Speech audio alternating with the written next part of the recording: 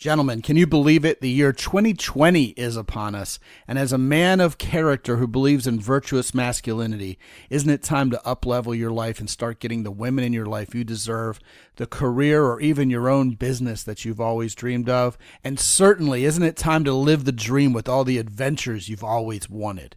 Well, go to www.mountaintoppodcast.com, click the little button in the upper right corner, and let's talk about it. Put me to work for you to make this more than just a pipe dream in your life. Let's make it your reality. Go to www.mountaintoppodcast.com and let's talk.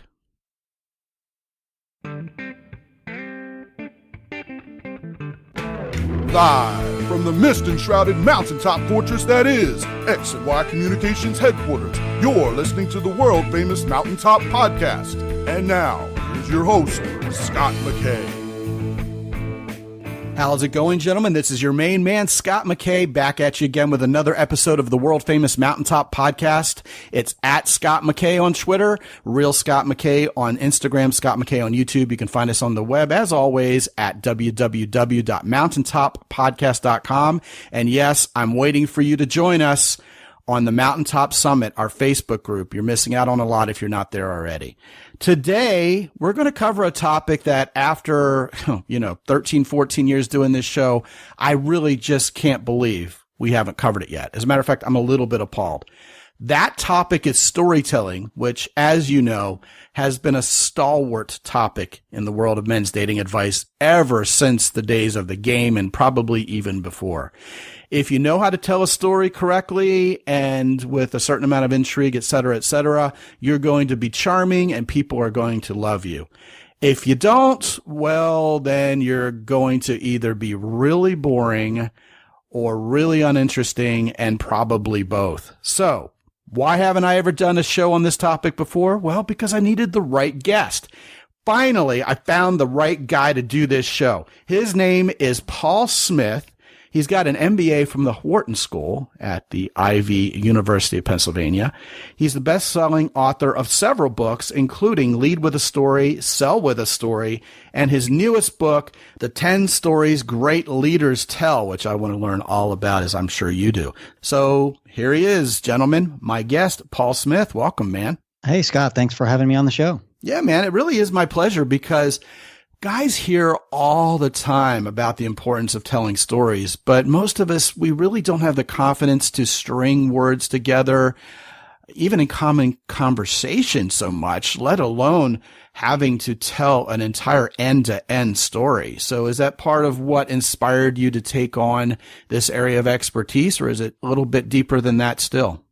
Well, that is why, more selfishly, because I wanted to know how to do it. I mean, and my purpose wasn't necessarily for dating. In fact, it definitely wasn't. It was for business and leadership. But, after, spending my years at in business school, like you'd mentioned, and 20 years at Procter & Gamble and a few years as a consultant, I finally realized that storytelling is an important leadership skill set, right? But nobody taught me that. They didn't teach me that in any of those places, and that frustrated me. And so I just went out on my own little personal learning journey, I guess, and I started interviewing leaders that I thought were particularly good at it, or good leaders in general, but good storytellers in particular. And at some point along the way, I realized, if I want to know this that badly, maybe other people do as well. So it stopped being my own little personal learning journey and started being an idea for a book that, other people could read and learn how to be better storytellers to help them be more effective at their job. That's what got me into this. Isn't it amazing how most of us who get into a certain field and become passionate about it, especially in terms of helping other people succeed at it, really started with that need, a glaring hole in our lives to fill that need. And indeed, if you're in the business world and you're in sales, right? You have a book called Sell with a Story. Mm-hmm. Intriguing customers, charming customers, having people like you, want more of you is really key to climbing the corporate ladder and indeed earning clients, isn't it? Yeah, it is. And it's just not the kind of thing that people teach you in a formal way like they would teach you marketing or operations or math or science or anything else. Yeah, it falls under social skills, which really aren't taught in school. Right. We assume that we learn them through socialization, and so most people think that they know how to tell a story. That's part of it. Just like most people think that they know how to, I don't know, behave around other people, but we probably don't. Yeah, and sometimes we don't get the message either. Exactly. Yeah, I know this guy who constantly talks about his accomplishments and tells stories about the great things his kids are doing. I mean, to the point where he'll say, hey, let me show you this YouTube video of my kid swimming 5 laps. Can you watch this? Isn't this wonderful? Isn't this amazing? And people are just like frothing at the mouth going, oh God, somebody come rescue me. Like they're giving people rescue me eyes. You know what I mean? Yeah.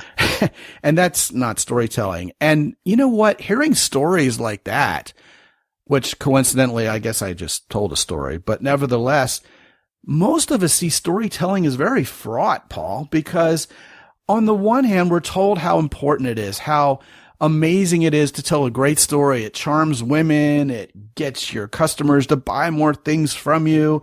It makes you the coolest uncle at the Thanksgiving table, whatever. And, we see in movies all the time how that plays out. Great stories are not only the plots of the movies themselves, but even within the movie, people who tell great stories are always revered. But at the same time, we're also told, for example, when we go out with a woman for the first time, a la Dale Carnegie and others, we should let her do the talking 90% of the time, and we should become better listeners. And in fact, we should shut up and let her do the talking, because that makes us more interesting. I mean, the famous line from How to Win Friends and Influence People is, after a 10-minute conversation Dale Carnegie had with a certain woman, she pauses and says, oh, Mr. Carnegie, you're such a fascinating conversationalist. And she did almost all the talking. And right. Of course, that concept is greatly revered. So guys are left believing, well, you know what? Stories are boring. I mean, there's the famous line, cool story, bro, tell it again, which is, of course, sarcastic in the extreme, meaning like, you just bored us all with that and nobody freaking cares. What is a guy to do to figure out the difference between being a boring, onerous, or indeed awkward storyteller versus telling stories that actually are charming that people want to hear? Yeah, well, you just actually identified a couple of them in what you said about that other guy's story. So 2 things he was doing wrong. First of all, he kind of starts out the story. Let me tell you about, my kids. Let me tell you a story about this. Let me tell you. That's not the way to start out a story. In fact, you should never use the word story when you tell a story. That's cardinal sin number 1. Don't say, let me tell you a story. Because what people expect when they hear that is, oh, it's going to be a long, boring, 15-minute, irrelevant story. Nobody wants to hear that. You can tell a story, but it should be in service of answering somebody's question or telling them something that's important to them, as opposed to, let me tell you a story about something that's important to me, which is what let me tell you a story means. The second part of that is that it's about me or my kid. Right. And you said, I think all of his stories are about him or his kids. That's a problem. Like, what do you think about people who every story they ever tell is about themselves? They're arrogant, know-it-all, self-focused. That's not the kind of person you want to be with, and it's not the kind of person you want to be. So most of your stories should be about other people, not about you. You can tell some stories about you, obviously, but more than half of your story should be about things that happen to other people. And all those people shouldn't be your kid, by the way, for this same reason. And when you do tell a story about yourself, sometimes you should be the bad guy in the story. Or the bad guy is probably the wrong word, but it should be a failure story. It should be a self-deprecating, when I made a mistake story, but look what I learned from it. So you're generously giving of yourself. This is certainly true in business, and you can see if you can draw some parallels to dating. But in business, certainly people want to work for a leader who is more interested in developing his or her people than they are about protecting their own ego and showing off. So you want to work for a leader who readily tells you their failure stories so that you won't make the same mistakes they made. And I think people in regular conversation want the same. They want somebody who's vulnerable. I'm quite certain women want that. They want a man who is willing to be vulnerable in front of them sometimes, not all the time, but sometimes. And the way you do that is you tell an embarrassing story, and the lesson you learned from it. That idea of self-deprecation is the first thing that came to mind for me, because even good quality stand-up comedians, their funniest jokes are embarrassment jokes. Yeah. About themselves, not somebody else, right? Exactly. Yeah. Where they're the butt of the embarrassment. Exactly. Because it just makes people roar with laughter. Time after time, if you listen to like Laugh USA, Sirius XM channel 98, which is the clean channel, by the way, which is a lot funnier. Okay. Because it's pure comedy. You can't just get up there like Eddie Murphy and tell dick jokes, Right. Although that is extremely funny also when Eddie Murphy does it. Yeah. But hearing pure comedy that's built off of irony and self-deprecation just hits people's funny bone in the right way. Wouldn't you agree that a good story especially would have elements of humor to it, even if accidentally? Yes, definitely. And I'll admit that that's one aspect of storytelling that I don't spend a lot of time teaching, not because it's not important, but because it's hard to teach humor. And it's easy to get dangerously wrong, right? Especially around the office. You tell an off-color joke in the wrong crowd and it could cost you your job, so 100%, right? right. So hell, you could tell an off-color story and it would get you fired. Especially if it's not funny. Right. So I tend to steer away from trying to have people force humor into their stories. If it naturally shows up that way, I think that's fine, but it's not a requirement that your stories are funny. Whereas it is a requirement that your stories have some emotional connection, that your audience emotionally connects with the story. That is a requirement. It is a requirement that it, have some of the basic fundamentals of a story, a time, a place, a main character. That main character has got to be facing some kind of a goal or a challenge, and there's got to be someone or something getting in the way of that goal, villain or bad guy, if you will. So there are some required elements of storytelling. I would say humor is a nice to have, not a must have. Yeah, certainly. The one element that you mentioned that I think is definitely a must have, and this is kind of underscoring what you've already said, is relating to the audience. That requires us to be a good listener, an active listener, well ahead of attempting to tell the story, doesn't it? Yes, and mostly because you have to pick the right story to tell at the right time. And if you're not paying attention and listening closely, you won't know what story to tell at the right time. You'll just blurt out whatever story you've been wanting to tell since the conversation started. And that's never a good story to tell, right? That's one of those self-aggrandizing stories that you want to show off, basically.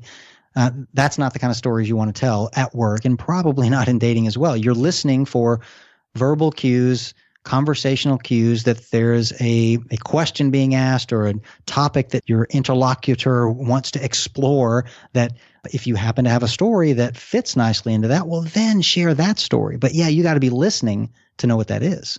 Interlocutor. What great usage. Yeah, that's probably one of those $5 SAT words. Yeah, we have to drop the term raconteur at some point in this show. Yeah, I don't ever use that one, but you just did, so there you go. Well, done deal. The other thing that comes to mind is not only listening, but being socially intuitive enough to read the room, to read your audience and know, okay, what is going to be appropriate here? What isn't going to be appropriate here? So you kind of have to stop, look, and listen, don't you? I think so. All that I would encapsulate into listening well, being an empathetic listener. But so part of how you decide, so let's say you've been a good listener in the conversation and you do decide you're going to tell a certain story about someone, maybe not you, about somebody else, but because it's interesting and fits into the conversation.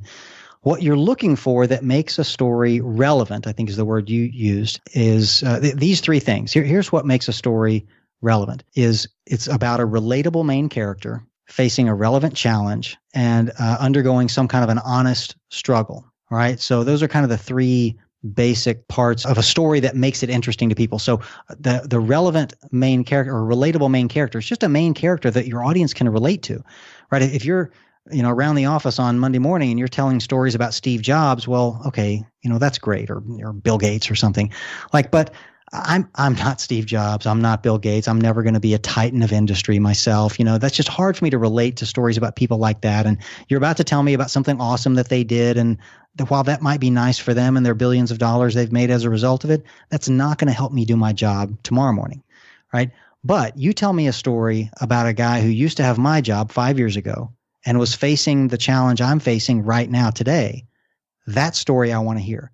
right? Because it's somebody like me facing the kind of challenge that I'm facing right now. That's a relevant story to me, far more relevant than hearing about some awesome thing that Bill Gates came up with, right? So those are the three real components: the relatable main character, the relevant challenge, and that main character has to face an honest struggle. In other words, it's got to be hard for them to accomplish what they accomplished. It can't be too easy, because that's just a boring story, and nobody's going to learn anything from a boring story. You know, what comes to mind while you were talking is you're describing a micro story, a story that would take just a couple minutes to tell. You know, you don't want it to be too drawn out, because then you'll lose people. But there are also macro stories. I mean, Homer's Odyssey is not told in 2 minutes, but it's still a story that's being told. And what struck me about what you just described is there is a pattern to it. There's a predictable response when you tell a story in a certain pattern. And I think that definitely applies to macro stories as well. Joseph Campbell's Hero's Journey comes to mind, which we've talked about on this show. Every action adventure movie ever made that's targeting men in particular is following the hero's journey. I mean, Star Wars is the hero's journey, and it's kind of the macro version of what you just described. It's something we can relate to, something we can picture ourselves doing, because, you know, we're the everyman, and suddenly the everyman is hit with a world-class challenge that he has to figure out. And then, you know, he saves the world, defeats the bad guy, gets the girl, gets the spoils of victory at the end. And it is extremely predictable and happens over and over again in so many movies. Rocky, even like Indiana Jones, all these movies where a normal guy ends up saving the world. And that's what's interesting at a macro level is, hey, we can relate to it, but there was a problem that needed to be overcome. And for some reason, however we're wired as humans, that really is extremely interesting to us, isn't it? It is. And so I agree that both micro stories and macro stories, as you've described them, have a structure to them. The hero's journey structure that you mentioned, that one is particularly good for the macro stories, you know, your saga, the long saga from whatever. When you're trying to tell a 2 or 3 minute story around the office, I've found that one to be a little too cumbersome, because if you study it, you know, Joseph Campbell's structure on that, I think it's 17 plot steps that you have to go through, right? No question. So it's too cumbersome to craft a leadership story. So what I advocate it's a 4-step process. There are 8 individual questions you need to answer.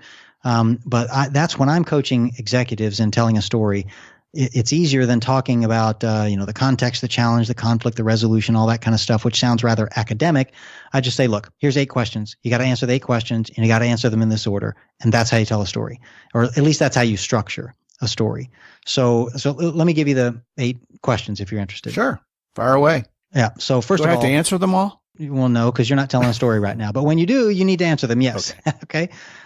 So first of all, you have to answer the question, why should I bother listening to your story? All right. That's the first question you have to answer. You have to give the audience a reason to bother listening to the next 3 to 4 minutes, 2 or 3 or 4 minutes of you to tell this story. Because if you don't give them a good reason, they might not listen to the story, right? They might just walk away mentally or emotionally or physically. All right. So once you've answered that question well, you've kind of earned the right to answer the next 5 questions. So here they are. Where and when did it take place? Who's the main character and what did they want? What was the problem or opportunity they ran into? What did they do about it? And how did it turn out in the end? That's the basic flow of a story. Now, if you're doing the math, there's still 2 more, right? So the last 2 are, what did you learn from the story? And what do you think I should go do now? All right. So this is you need to tell them or have them answer for themselves. What should they go do now that they've heard your story? Because I'm typically trafficking in sales stories or leadership stories or something like that, where you have an objective. You're trying to get somebody to go do something, either buy my product or take this job or go run that project better than you're doing now, or, do something. And maybe if it's men and women, I'm trying to get you to go out with me. I don't know, whatever your goal is. But those are the 8 questions. And if you answer those questions in that order, a story will emerge in a natural structure, right? Without you having to remember the 17 plot twists and, the Joseph Campbell's Hero's Journey storytelling structure. So this is just a basic format for, I think, any decent story. I love the idea of having a call to action at the end. That's powerful. Yeah. Because then you've given the story with a purpose, an interactive purpose. You're inviting them to respond, and then it becomes a conversation instead of just a versation. Right. In fact, I teach my clients that you should not be answering questions 7 or 8 unless you really screw up, right? So your job as the storyteller is to answer questions 1 through 6. And the question 6 is, how did it turn out in the end? So it should feel like the end of the story. That's where you pause because, like you said, presumably you're having a conversation with somebody, right? It's a requirement that you let them talk at some point. This is the moment, right? You've answered question 6, take a breath, see how they respond. They will tell you what they learned from the story 9 times out of 10. And they'll probably tell you what they think they'll go do now. Oh, yeah, that's really interesting, boss. So here's what I think I'm going to do then. I think I'll go try this, and if they tell you that they've learned the lesson you wanted them to learn and that they're going to go do what you wanted them to do, you're done, right? It's far better for them to come to the conclusion that you wanted them to come than you just beating them over the head and wagging your finger at them and telling them what to do. So you always want the audience to answer questions 7 or 8. The only time you would answer it is if they came to the wrong conclusion. If they just didn't get it, maybe you didn't tell the story right, or maybe it was just a bad story. But if they fail, then you've got to redirect them. And it's easy to do. You can just say, that's an interesting conclusion. I thought about that, but here's a better conclusion, I think, and here are my reasons why. See, you can always redirect if it doesn't work, but that's the goal is you answer 1 through 6, let them answer 7 and 8. Now, what you're talking about, while absolutely 100% correct in principle, and I'm sure in practice, throws one hell of a wrench in the machine. How's that? Because a lot of times guys are told, hey, you know what? You need to have a few good stories on the ready. Mm-hmm. You need to know how to tell them. You need to practice them. And what you're talking about sounds a lot more like, hey, because I'm actively listening, because I'm observant, I'm going to custom craft a story to where someone is right now and what their needs are. And you're talking about the importance of that. How does that intersect with having a few of them already practice? Is there a time and a place for one versus the other? Yeah, I'm not suggesting what you just said. So okay. I'm not suggesting that you should make up a story on the spot and craft it in like you're writing fiction on the spot and making up the 7 or 8 answers based on what you're hearing. Well, hold on a second. Not okay. that you're making things up, but that you're able to think outside the box a little bit and somehow trigger your mind to the point of being able to recount a memory in the manner that you're prescribing, as opposed to, I don't know, becoming this boring guy who tells the same 6 stories over and over again at Christmas parties. Right. So let me try and answer it a different way, because what I'm suggesting is more the second thing that you said. You do need to have a few stories on hand. Well, let me edit that. You need to have a lot of stories. Okay, as a leader, as a marketer, as a salesperson, as a man, as a father, a husband, whatever. You need to have dozens, and hundreds, in fact. In fact, that's my first book. There's 115 leadership stories in it. To start your repertoire of leadership stories, to start, right? You need more than that. My second book, Parenting with a Story, 101 stories that parents can tell to their kids to teach them important life lessons. That's a start. You need more than that, okay? Similar with the sales stories. So you need lots and lots of stories, not just 2 or 3 good stories in your back pocket, because those 2 or 3 good stories are good for 2 or 3 situations. You're going to run into countless situations in life where you're going to need different stories. So it would behoove you to create a large repertoire of stories and choose to tell the right story at the right time. What I'm suggesting with the 8 questions is, when you tell each of those stories, that's the order in which you tell it. You don't say, hey, look, I learned this lesson about whatever. And now let me tell you what happened. So it was back in whatever time, you started by answering question 7 and then you skip back to number 1. Don't do it that way, right? Start with, question number 1, then go to 2, then go to 3. So I'm giving you the order to tell the story, but you're not inventing it on the spot. Most of the stories you tell, especially if you're telling them at work, it's part of your leadership repertoire. You shouldn't be telling them just for the first time every time you tell them. I'm suggesting that you think about the stories you need ahead of time, create a wish list of stories. I need these 10, 15 stories right away, right? That's what the 10 Stories Great Leaders Tell is about. It's to give you, here are the most important 10 stories you should tell, right? Go spend some time doing some homework and craft these stories, answer the 8 questions for each of these 10 stories. And I give you a little workbook to do that. Answer all those questions for all 10 stories. Now you have those 10 stories. Now, when you find yourself in a situation where your team needs some leadership for you to set the vision for them, oh, that's story number 3, vision story. I'll tell that story now. I've already thought through the 8 questions and the answers to that. Now, I've not scripted it out, but I know the story. I know the answer to the 8 questions in general, and I will deliver it in an extemporaneous manner at this point in the conversation because the conversation requires it. Is that more clear? Oh, yeah. And I think that's excellent advice about kind of stepping back and thinking about the kinds of stories you could potentially need to tell and then developing those stories with 20/20 foresight. I like that a lot because I think virtually none of us ever think to do that. But Right. What you're doing here is reminding us that storytelling isn't accidental. It is indeed a skill. And like any other skill, you're going to have to hone it. You're going to have to work on it. You're going to have to practice.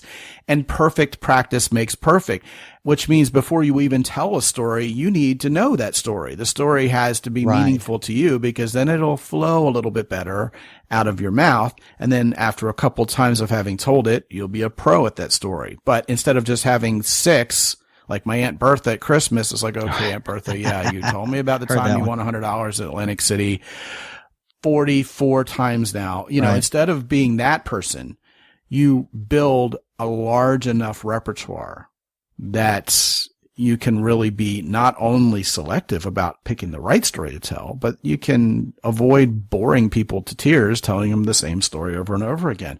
Another Right. thing that you brought up there is what I've heard described as inductive storytelling versus deductive storytelling. And I think this is, as you would phrase it, one of the other cardinal sins of storytelling. And deductive storytelling, which is the bad way to do this, for lack of a better word, would go something like this. Let me tell you about the time I completely failed a test and then my teacher found out I was cheating, but then realized I wasn't cheating after all. Which, you know, is a lot like one of those times, which I'm sure you've had, like I've had. Every guy can relate to what I'm about to say. You watch the 2-minute trailer for a certain movie at a theater and you go, well, I've already seen the movie. I don't need to see this thing. I know exactly how it's going to end just based on the hints from the trailer and what's going to happen. And they've probably already told me the cool parts. Well, if you tell someone how a story is going to end before you even told it, then you've taken all the intrigue, you've taken all the mystery and indeed the element of surprise away. And that, along with weirdness, I'd say, are the main reasons why a story would be interesting to begin with. So what I loved about what you said earlier in the podcast is don't tell people you're telling them a story. Just lead them on that journey to where that story is going to end and let them kind of get their juices flowing in their brain, trying to figure out where this is going. And so they can see whether they're right or not. It's like a murder mystery level of intrigue every time you tell a story that way. Whereas if you kind of blow the ending before you even give the beginning, there's no reason left to talk, is there? Right. And I've never heard it referred to as inductive and deductive storytelling, but I think I like that now. So yeah, that deductive, I think you said method where you basically tell them the story before you tell them the story. That is a cardinal sin. And that's part of why I came up with the 8 questions, because it forces you to not do that. Because how did it turn out in the end? And what did you learn? And what should you go do now? Those are all the last questions. You can't answer them at the beginning. At the beginning, it's just a very short, why should I listen to this story? And then you get right into where did it happen? When did it happen? Who's the main character? What was the problem they ran into? What they do about it? So you're walking through in chronological order as opposed to giving them the big finish all the way up at the beginning. Yeah, that's a bad way to tell stories. Yeah, if you try to tell stories like Quentin Tarantino and Pulp Fiction, you're just going to lose people because there's no visual to go along with all these changes in venue and changes in time coordination. You better keep it simple, stupid, in terms of the actual structure of the story, right? Yeah, so that's what these 8 questions do. And once you get really good at it, and you can certainly take some liberties with it, but this is like home base, right? The safest way to tell a story. You're probably not going to mess it up if you do it this way. Along with that, this kind of inductive storytelling, I know you mentioned that humor isn't important, but if you're going to plan this story to be humorous, in other words, if there's a punchline at the end, if you're telling a story joke, it's always better if you don't tell people the joke's coming and you're letting them figure it out. Right. I'm reminded of a show back in the 70s called Welcome Back, Kotter with Gabe Kaplan. And of course, I'm dating myself here. Where at the end of every show, he would tell a story to his wife.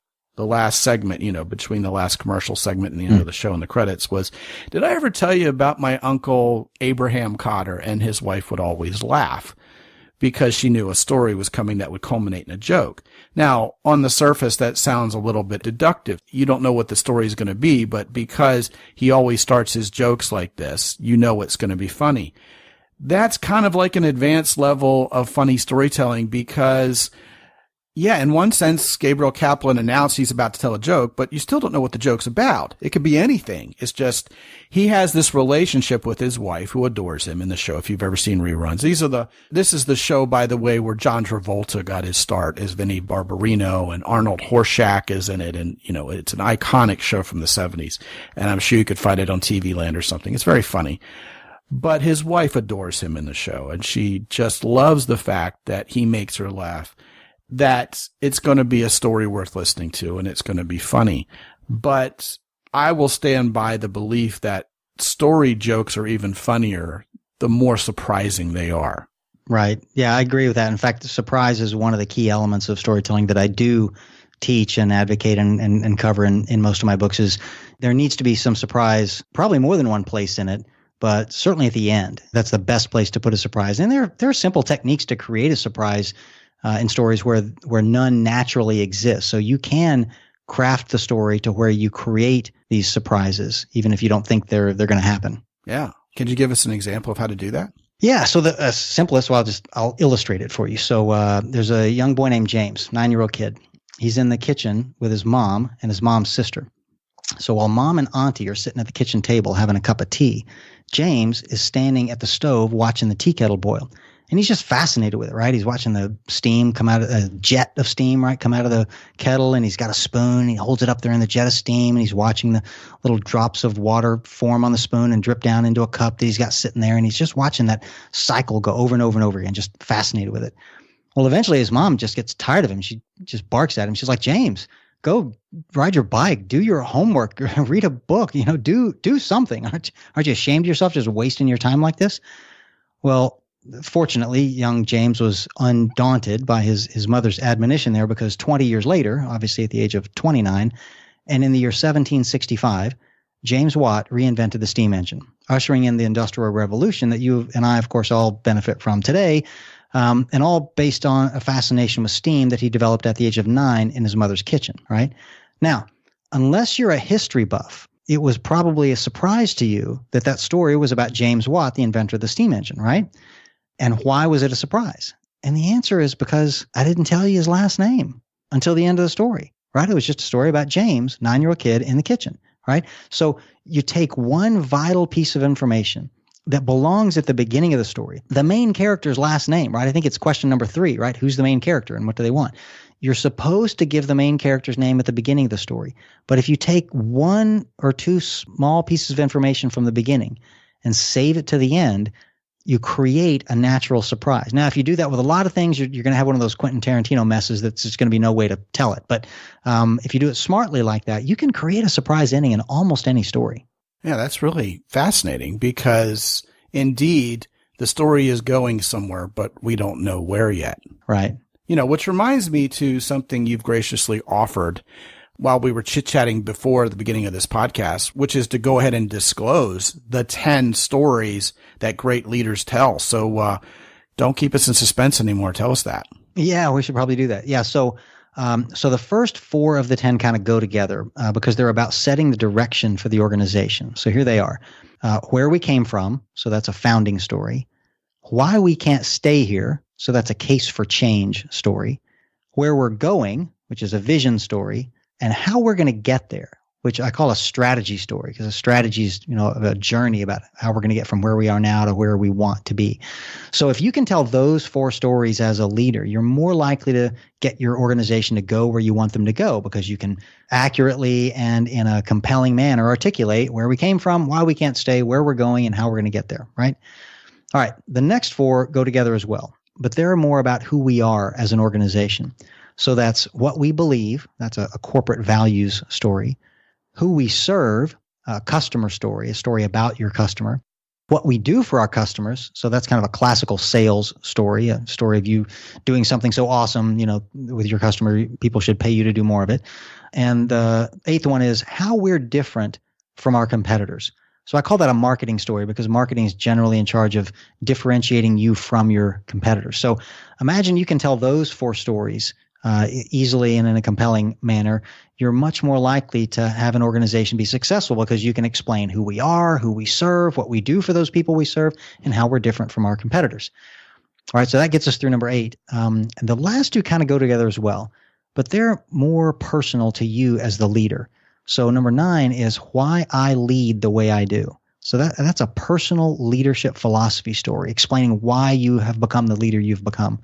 And then 10 is why you should want to work here. Use the person you're talking to. So it's a recruiting story, right? Because every leader's job is to bring in talented people to the organization and have them be successful and follow the leadership. That's not just the job of HR or recruiting. Just like that sales story and that marketing story are not just the job of sales and marketing. Every leader in an organization needs to be able to tell at least one good sales story and one good marketing story, right?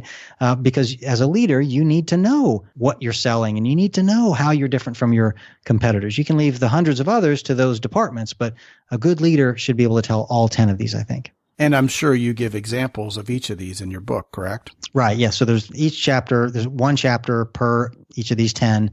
There's one example in each chapter. I explain why the story is important. And then there's some kind of tips for how can you go find and craft your own story like that. Because these 10 examples are from some other company, right? You have to develop your own story to fit these 10.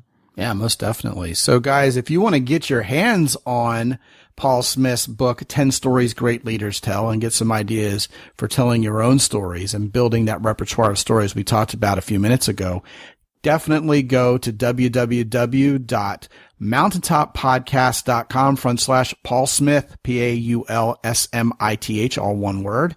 And that will take you directly to the Amazon.com link for that book. I've also edited my Amazon influencer page so that you can grab a copy not only of 10 Stories Great Leaders Tell, but also Lead with a Story and Sell with a Story. And you can have a whole library of Paul Smith books right there at your fingertips on Kindle, or you can even get them in paperback sent directly to your doorstep. Go either to mountaintoppodcast.com/Amazon, or if you want to go directly to 10 Stories Great Leaders Tell, once again, go to www.mountaintoppodcast.com/Paul Smith, PaulSmith. And Paul Smith, it's been a pleasure to have you on the show. I think a lot of guys have gleaned some very practical information that will make them tell better stories instead of cool stories, bro. Exactly. I hope so. Thanks for having me on. Yeah, man, my pleasure. And gentlemen, if you haven't been to www.mountaintoppodcast.com lately, I invite you to go there and get 25 minutes on the phone with me for free. We can talk about where you are right now, where you want to be the kind of man who attracts women that you want in your life, not these toxic women, not women who are going to disrespect you, not women who are going to treat you poorly, not women who are going to cheat on you, but women who are sweet and wonderful, who actually like men, who are feminine, and who also turn you on.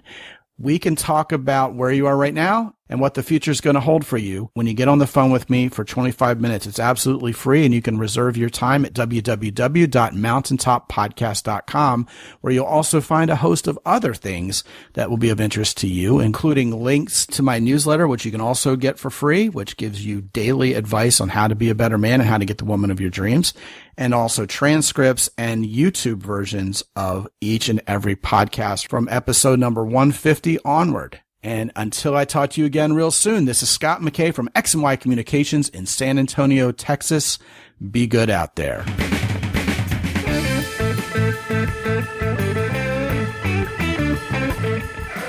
The Mountaintop Podcast is produced by X&Y Communications. All rights reserved worldwide. Be sure to visit www.mountaintoppodcast.com for show notes. And while you're there, sign up for the free X&Y Communications newsletter for men. This is Ed Roy Odom speaking for the Mountaintop Podcast.